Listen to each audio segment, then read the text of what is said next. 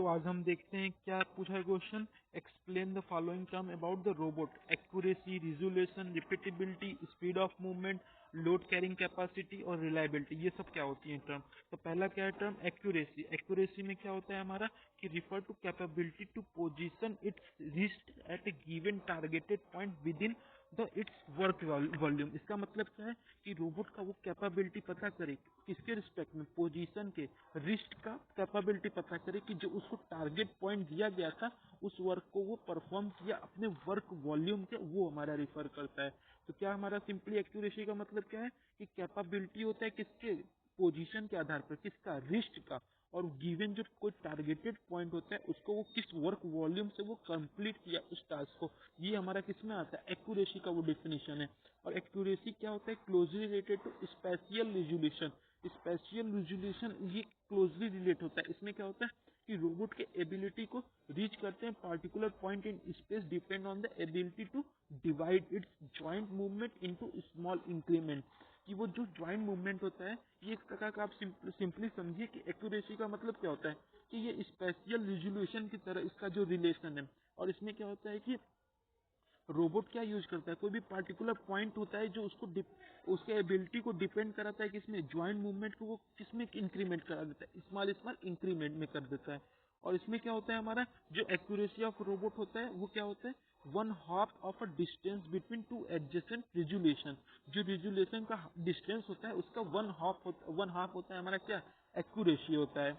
और इसमें जो रोबोट का एक्यूरेसी क्या होता है, also affected by mechanical in accuracy. जो मैकेनिकल इन एक्यूरेसी उसके द्वारा भी हमारा ये अफेक्ट होता है। और इसके जो डिफ्लेक्शन ऑफ इट्स कंपोनेंट है क्या, गियर इन इंक्रीमेंट, और इसके कई सारे और हैं। अब रिजोल्यूशन का टर्म का देखते हैं। रिजोल्यूशन का मतलब क्या होता है, रिजोल्यूशन जो रिफर करता है क्या, small increment of a motion at a wrist in that can be control by the robot. कोई भी स्मॉल इंक्रीमिनेशन होता है, जो स्मॉल मूवमेंट होता है मोशन में, जो कि रिस्ट के द्वारा होता है, और ये क्या होता है, ये रिजोल्यूशन का मतलब होता है, जो कि रोबोट द्वारा कंट्रोल होता है।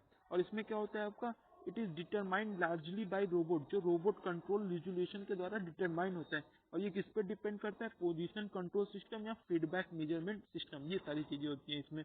और मैकेनिकल इनएक्यूरेसी के कारण क्या हो सकता है, इसका एबिलिटी डिसहार्म हो सकता है।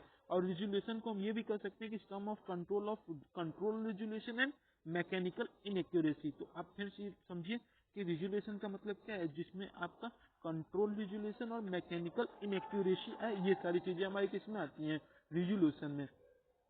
और जो इसमें क्या होता है, आर्म मूवमेंट क्या होता है, डिवाइडेड इनटू बेसिक मोशन और डिग्री ऑफ फ्रीडम या resolution. Each degree of freedom is figure separately, separate उसका होता है। और इसमें कुछ कंट्रोल रिजोल्यूशन होता है, क्या होता है वो, a vector sum of each component होता है। जो कंट्रोल रिजोल्यूशन होता है वेक्टर सम हमारा ईच कंपोनेंट का होता है। अब रिपीटेबिलिटी देखते हैं क्या है।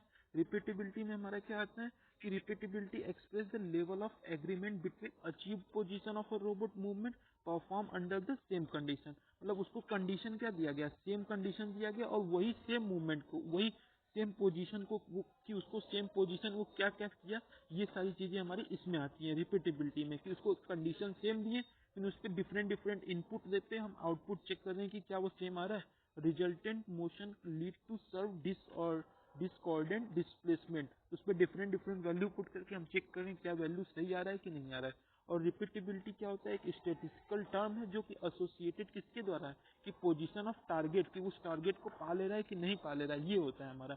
It can be express as a positional deviation from average of the displacement, ये मीनिंग है। अब स्पीड ऑफ द मूवमेंट क्या होता है हमारा, स्पीड ऑफ द मूवमेंट क्या होता है, maximum value of speed at the end factor manufactured at specific location. उसका इंड फैक्टर का जो मैक्सिमम वैल्यू ऑफ स्पीड है कोई स्पेसिफाइड लोकेशन पे, under the load no load maximum speed. जो मैक्सिमम स्पीड या रेटेड लोड मैक्सिमम स्पीड पे, वो सारी चीजें हमारी किसमें आती है, स्पीड ऑफ द मूवमेंट में आती हैं। और इसमें क्या होता है, length off fully extend arm maximum speed of the gripper में भी कंप्यूटेड। इसमें जो मैक्सिमम स्पीड देते हैं उसकी स्पीड ऑफ द मूवमेंट को पता करें क्या क्या इसका जो होता है। इसमें दिखते RCU इसलिए यूज करते हैं, जो रिमोट कंट्रोल यूनिट होता है। अब उसके बाद हमारा आता है LCC। अब LCC का मतलब क्या है हमारा, लोड कैरिंग कैपेसिटी। अब इसमें क्या होता है, ये हाईएस्ट लोड किसे, जो रोबोट आर्म के द्वारा कैरिड करते अंडर ऑपरेटिंग कंडीशन। जब वो रोबोट ऑपरेट करता है, कोई सिचुएशन वो ऑपरेट करता है, तो उस उसमें हम मैक्सिमम लोड जो दिए रहते हैं वो हमारा क्या होता है, लोड कैरिंग कैपेसिटी, वो कितना लोड तक ले सकता है। Heavy load of the order 1000 kg can be handle bye commercially available robot. जो हमारे नॉर्मल रोबोट होते हैं, कॉमर्शली अवेलेबल रोबोट होते हैं, वो क्या 1000 kg तक उस लोड को कैरी कर सकते हैं।